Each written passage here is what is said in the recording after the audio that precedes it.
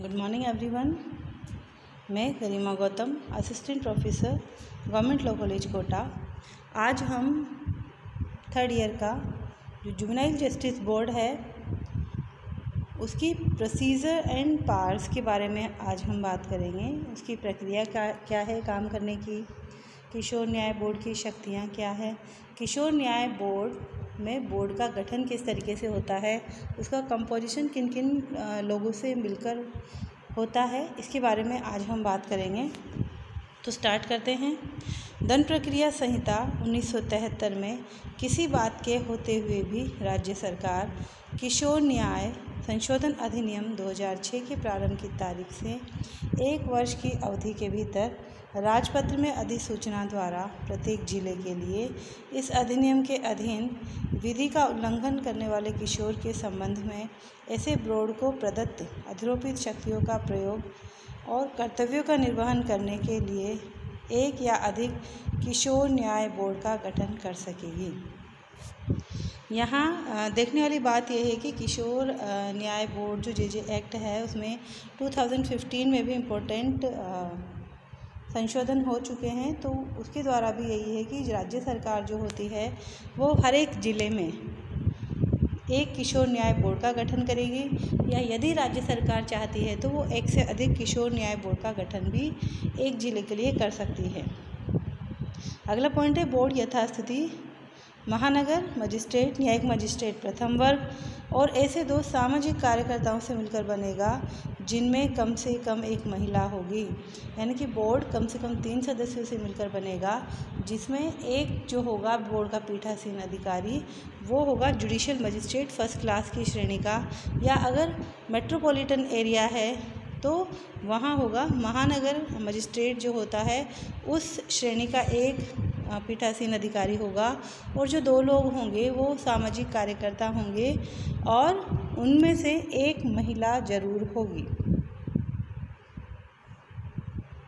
Board यथास्थिति महानगर magistrate या न्यायिक मजिस्ट्रेट प्रथम श्रेणी को प्रदत्त शक्तियां प्राप्त होंगी और बोर्ड के मजिस्ट्रेट को प्रधान मजिस्ट्रेट के रूप में पदाभिहित किया जाएगा। जो बोर्ड की जो पावर्स होंगी वो मेट्रोपॉलिटन मजिस्ट्रेट या फर्स्ट क्लास जुडिशियल मजिस्ट्रेट की जो पावर्स है वही पावर्स बोर्ड की होंगी।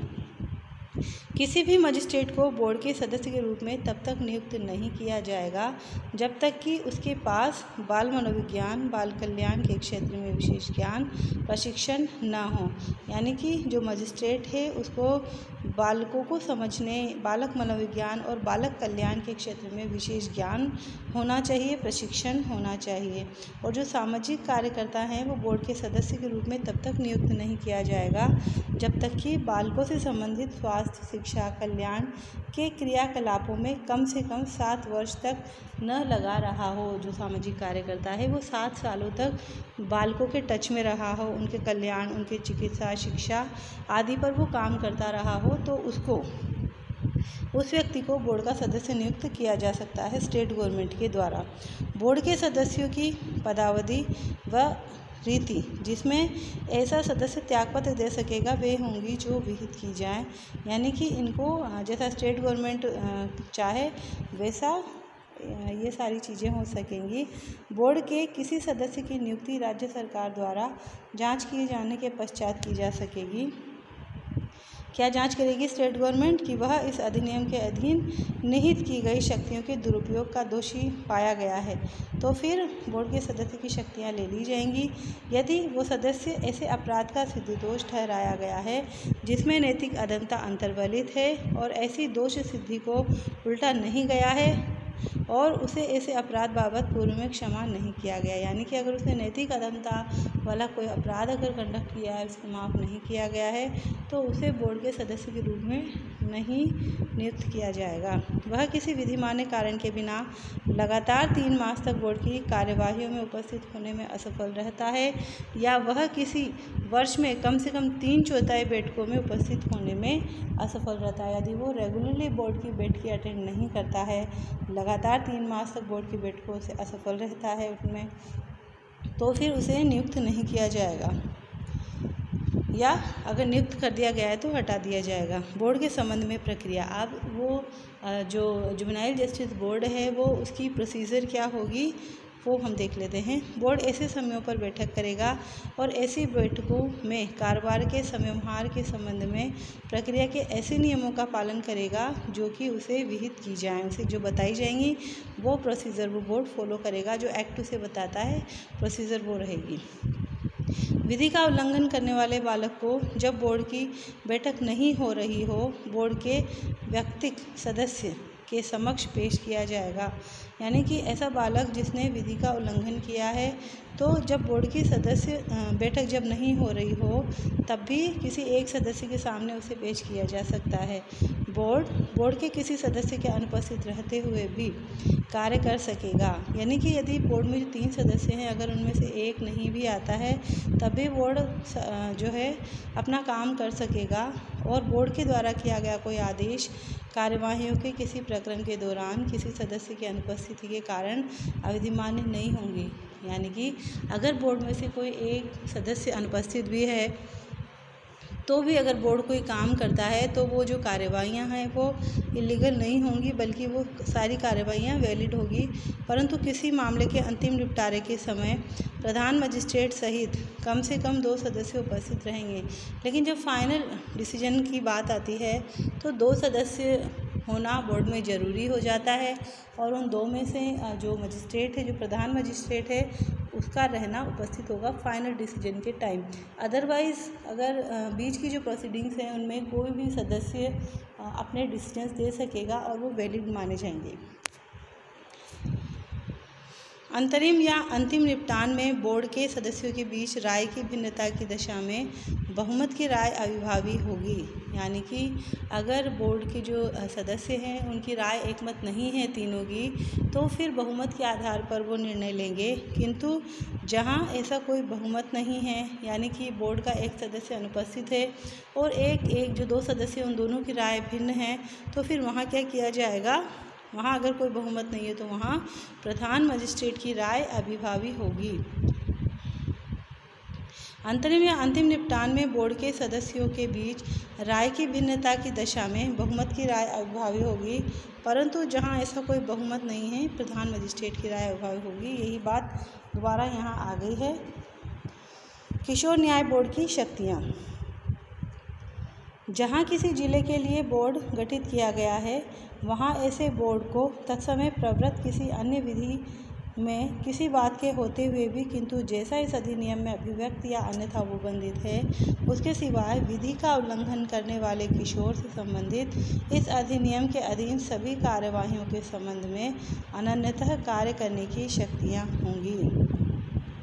यानी कि बोर्ड को उस किशोर के संबंध में सारे काम करने की पूरी शक्तियां होंगी जो अधिनियम ने उसे प्रोवाइड करवाई है। इस अधिनियम द्वारा या इसके अधीन बोर्ड को प्रदत्त शक्तियों का प्रयोग उच्च न्यायालय और सेशन न्यायालय द्वारा भी किया जा सकेगा। जो बोर्ड की जो शक्तियां हैं उनका प्रयोग सेशन कोर्ट कर सकेगा, हाई कोर्ट भी कर सकेगा। कब?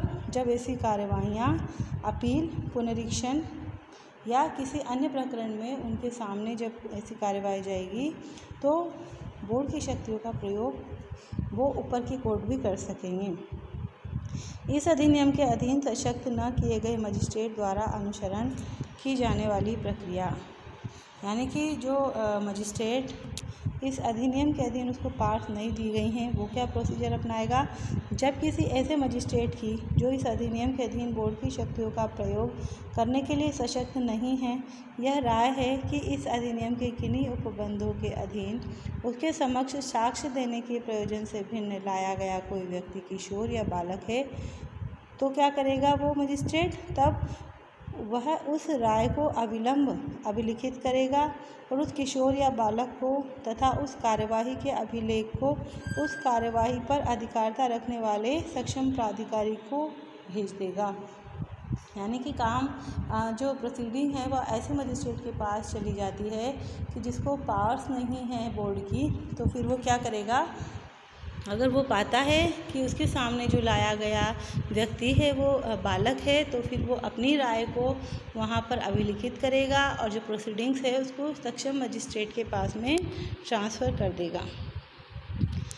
किसी न्यायालय के समक्ष किशोर अवस्था का दावा किए जाने का अनुसरण की जाने वाली प्रक्रिया। अगर कोई कोर्ट है तो उसके सामने किस तरीके से किशोर अवस्था का दावा रखा जाएगा, इसके बारे में बताया गया है कि जब कभी किसी न्यायालय के समक्ष किशोर अवस्था का कोई दावा किया जाता है या न्यायालय की यह राय है कि अभियुक्त व्यक्ति अपराध कारित करने की तारीख को किशोर था, तो न्यायालय ऐसे व्यक्ति की आयु का अवधारण करने के लिए क्या करेगा, जांच करेगा, ऐसा साक्ष्य लेगा जो आवश्यक हो, लेकिन वो साक्ष्य शपथ पत्र पर नहीं लिया जाएगा और इस बारे में उसकी निकटतम आयु का कथन करते हुए निष्कर्ष अभिलिखित करेगा कि वह व्यक्ति किशोर या बालक है या नहीं।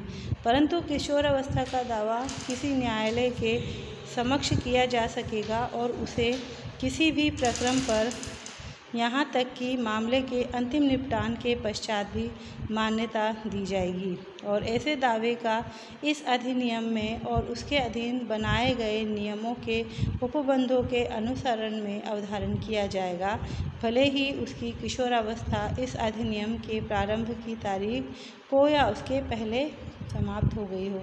यानी कि जब किशोरावस्था का दावा अगर कोई व्यक्ति करता है तो वो मजिस्ट्रेट क्या करेगा, उस मामले की जांच करेगा, आवश्यक साक्ष्य लेगा, लेकिन जो साक्ष्य है, एविडेंस है, वो शपथ पत्र पर नहीं लिए जाएंगे। फिर वो अपनी राय को अभिलिखित करेगा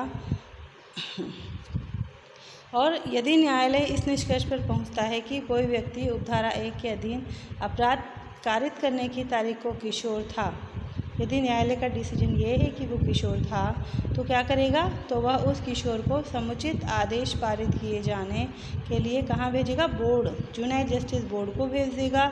और यदि न्यायालय द्वारा कोई दंडादेश पारित किया गया है तो समझा जाएगा कि उसका कोई प्रभाव नहीं है, बल्कि बोर्ड ही उस मामले में सारे साक्ष्यों को देखेगा। Thanks to all.